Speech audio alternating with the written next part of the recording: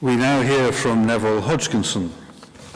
Neville Hodgkinson is a devotee, I think is the right word, of the Brahma Kumaris, which he joined, I think, in or about 1988, and has been an active participant with ever since. He's also a journalist, an author, a meditator, and a practitioner of the best, I think, in spiritual life. The Brahma Kumaris World Spiritual University is itself a woman-led spiritual training organization which was founded in India in the mid-1930s and now has a strong following right across the globe. So I'm delighted to welcome Neville Hodgkinson. Thank you. Neville will lead the silence at 11 o'clock.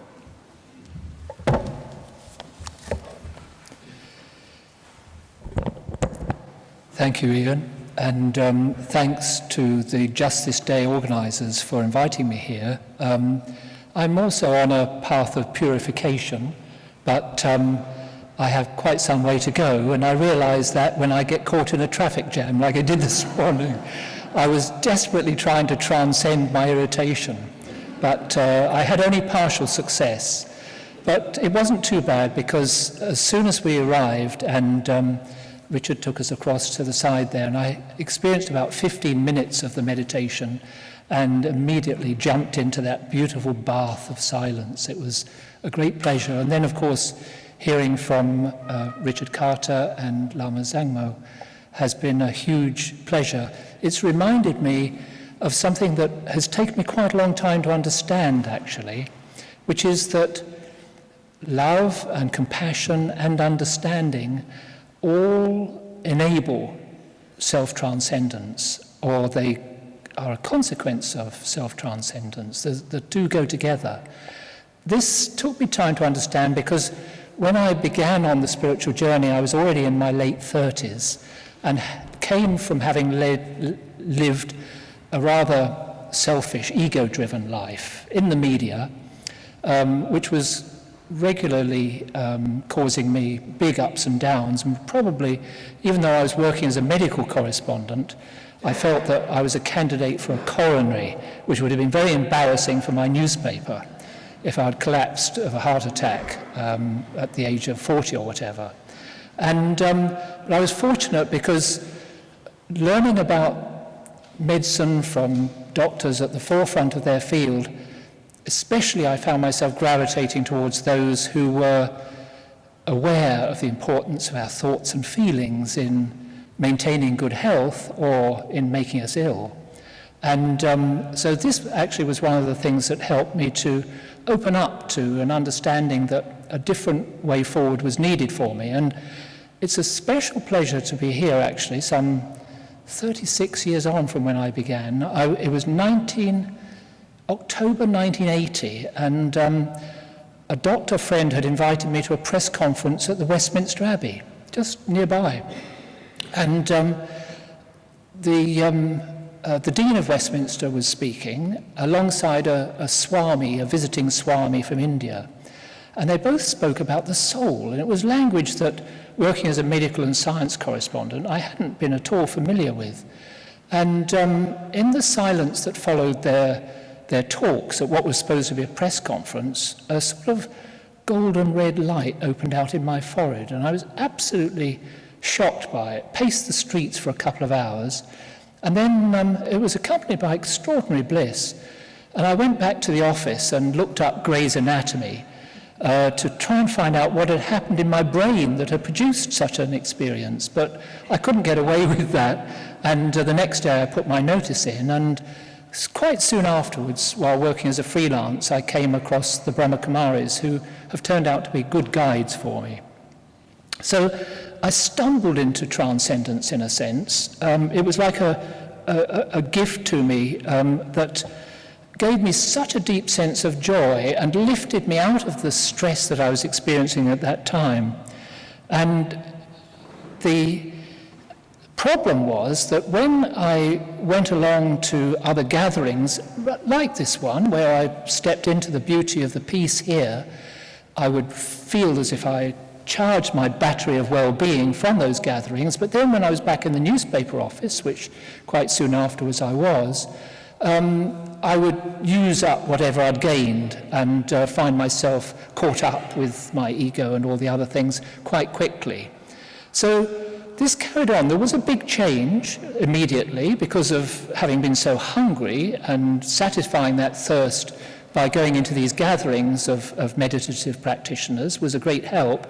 But deeper change was needed than simple experience, a simple kind of drawing on the atmosphere from outside and from experienced people experiencing the inner journey. You can receive from them because of the beautiful vibrations that their purity brings.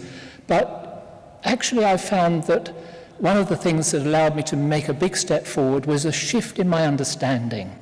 And it was particularly interesting to hear Lama Zangmo speaking of how important that is in Buddhism.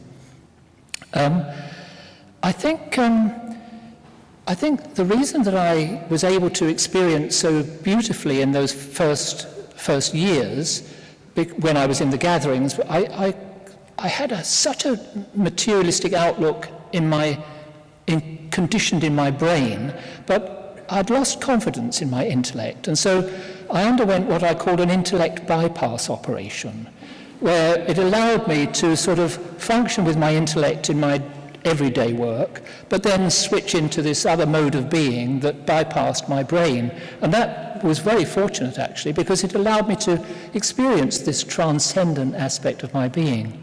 But the aim ultimately is to be able to, not to sort of fly off the planet, but to live in this world, but in a way where it doesn't encroach on your mind and your being in ways that cause you suffering, and then you're liable to cause suffering to others too, or certainly not able to help them as much.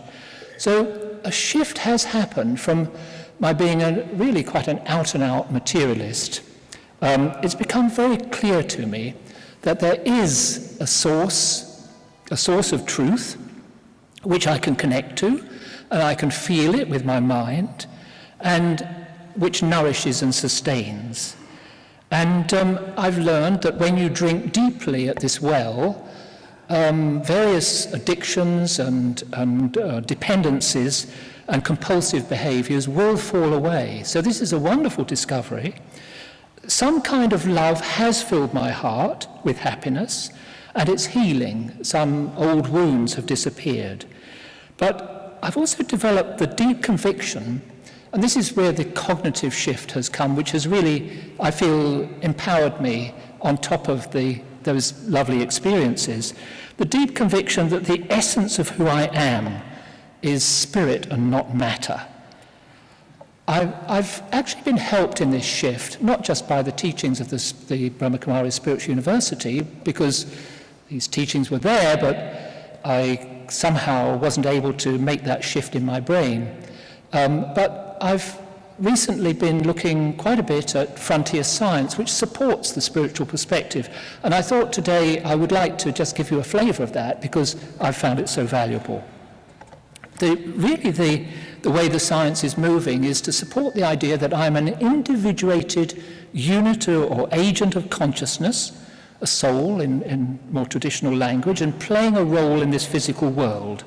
And this shift has now happened in my head and my brain, in my way of understanding the world. And I'm grateful for it, because it means that there's more of a congruity, if you like, between my head and my heart.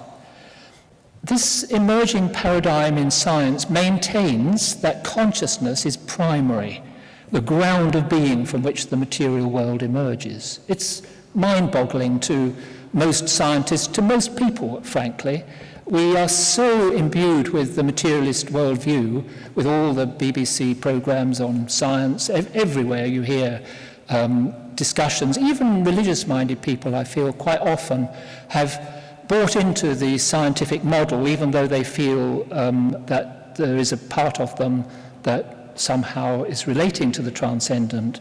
But this new model which the frontier scientists, who are not fringe people but leading professors in various fields, are offering us. It's as if the mind of nature, which is a massively complex program, is putting on a play of life in order that consciousness, in all its forms, from single-celled amoebae to humans with their 50 trillion plus cells, can perceive and take part in the varied scenes that life offers. And this is an amazing perspective. It's really, really interesting. You don't hear much about it, but it does actually connect with a Bank of America report that hit world headlines recently. Do you remember this one? Analysts for the Bank of America, there were headlines about this quite widely. Analysts stated that many scientists, philosophers, and business leaders believe that there is a 20 to 50% probability humans are already living in a computer-simulated virtual world. I love it. This was what they stated. This is in America, okay. But a similar idea formed the basis of the hit 1990 movie, The Matrix. Do you remember that? Fascinating movie. It became quite a cult. In that, there was a science fiction nightmare of computers feeding a story into the brains of these humans who were kept in pods, and it was really just to serve the interests of the computers. But the new science at the frontiers is pointing to a mind-like quality of which we form part at the root of existence. And it's from this mental realm that what we call the physical world and the play of creation is projected. Now, this isn't new. Nearly 100 years ago, apart from ancient understandings that were in line with this kind of understanding, nearly 100 years ago, the founders of quantum mechanics, which is a hugely successful way of understanding the world of the very small, of subatomic particles and vibratory fields, the founders of that hugely successful branch of physics were struck by the inextricability of mind and matter at that level. I've got one or two quotes that I'd like to share with you, which demonstrate this, and it's just so astonishing to me that I sort of had to dig these out. They're not in common currency. Max Planck, who's considered the father of quantum mechanics, he stated, and there was more to it, but he was talking about how he'd been a believer in the material world all his life, and he said, all matter originates and exists only by virtue of a force. We must assume behind this force is the existence of a conscious and intelligent mind. This mind is the matrix of all matter.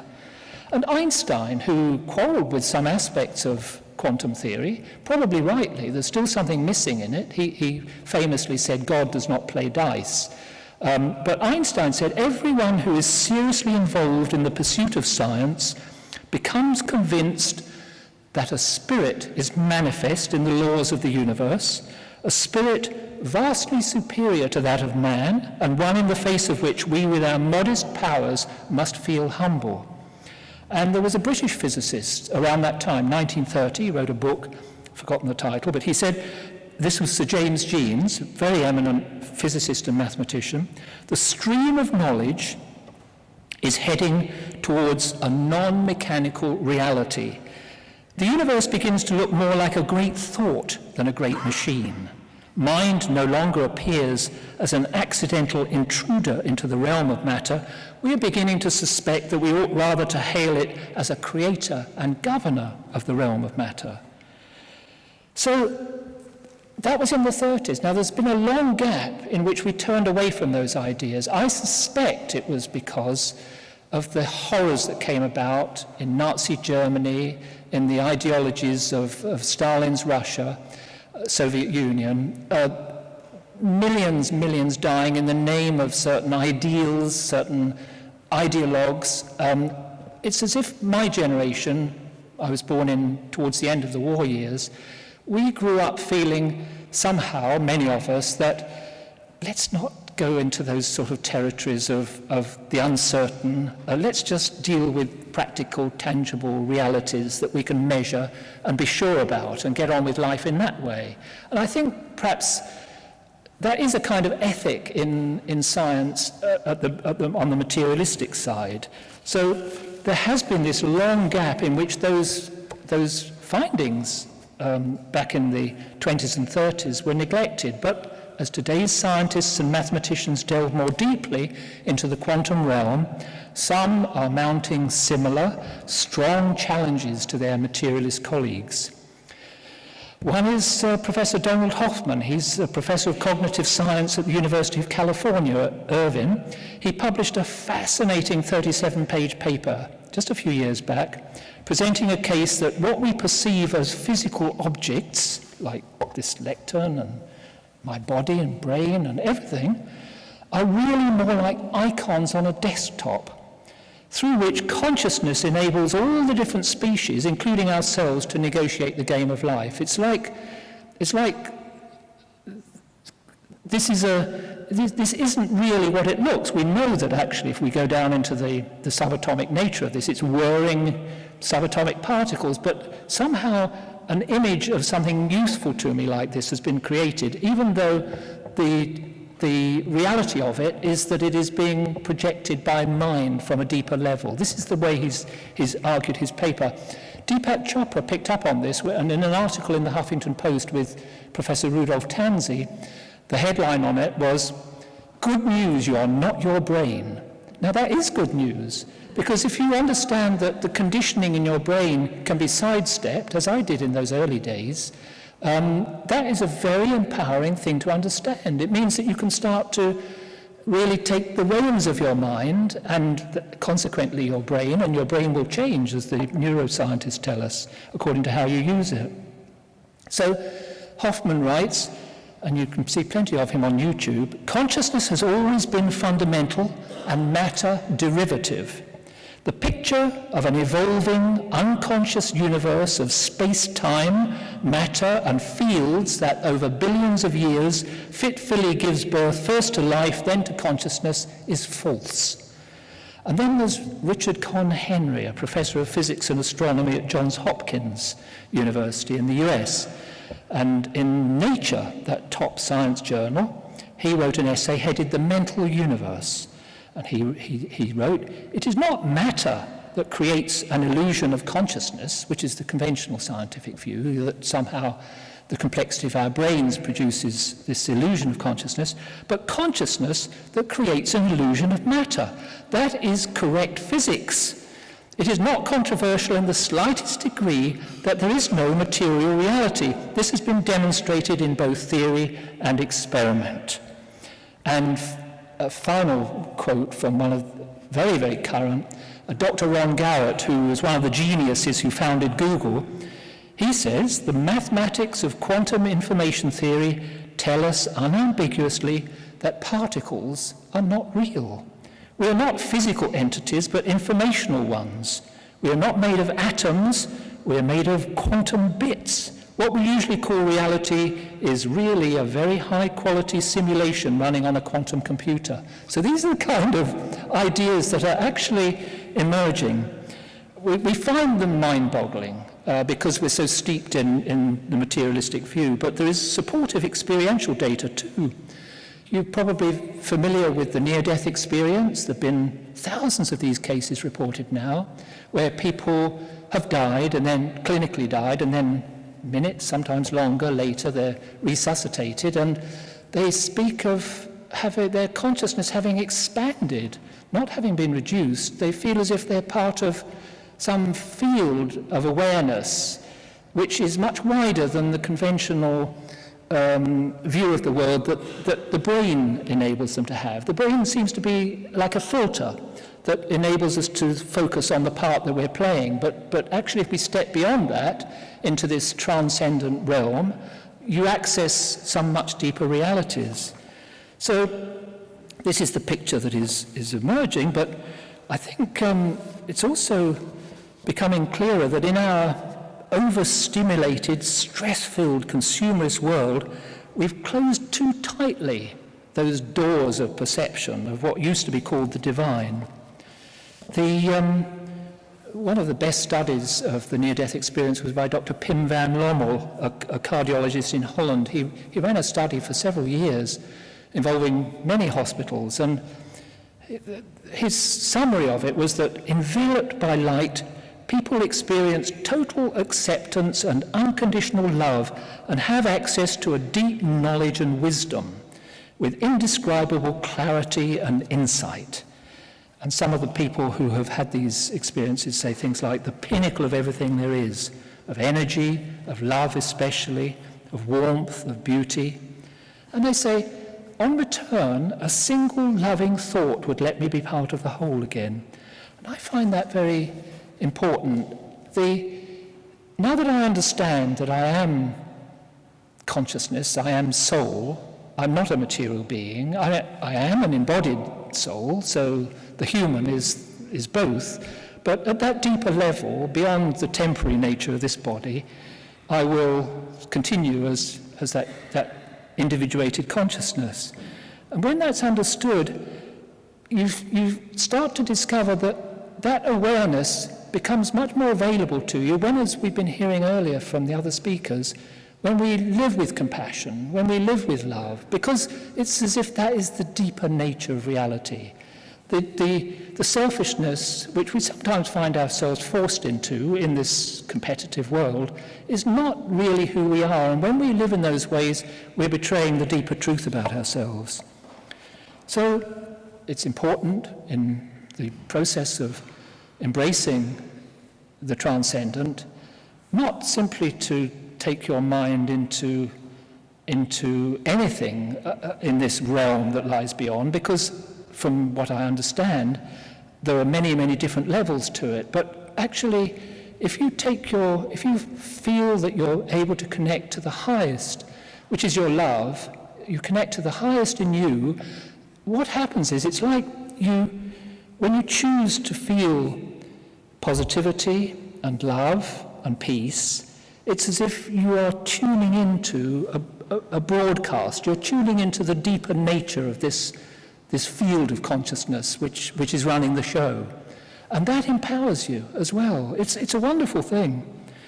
So that's really what I wanted to say, that you, by allowing the highest to enter you, that then enables you more and more to live a life of love. And there are some individual stories coming through on this as well. Apart from those near-death experiences, scientists who've had experiences of the transcendent when their brain has been put out of action temporarily. You might have seen the TED talk by Jill Bolte-Taylor, a brain scientist whose left hemisphere was shut down. She speaks very eloquently of this amazing sense of expanded awareness. And Eben Alexander, a brain surgeon in the States, he wrote a book called Proof of Heaven. His frontal cortex was wiped out by a bacterial infection, and he was gone for a week. They thought they'd lost him. When he came back, he just wanted to write about this incredible realm that he'd entered. He wrote, "Love is without a doubt the basis of everything." He said, "I was encountering the reality of a world of consciousness that existed completely free of the limitations of my physical brain. My experience showed me that the death of the body and the brain are not the end of consciousness." This is such an important thing for us to understand. And in a strange way, I think it's the secret of what we might call sustainable transcendence. If we fill the heart with acceptance and appreciation and happiness, and enable the brain to become cool through understanding, deep understanding, our lives can then become beacons of light in these uncertain times. And that is a beautiful, beautiful thing to aim for.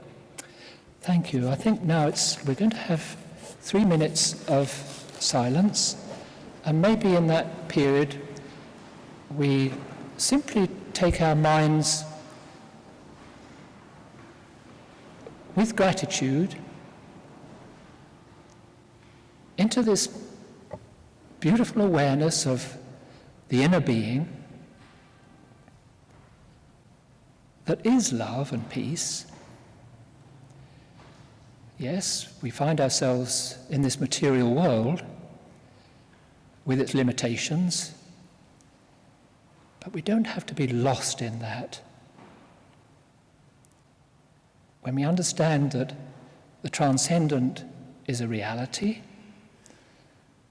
that there is a kind of spiritual sun radiating unsullied truth towards us, if only we open our minds towards it, then we can begin to bring the beauty of this deep truth into our everyday lives as human beings.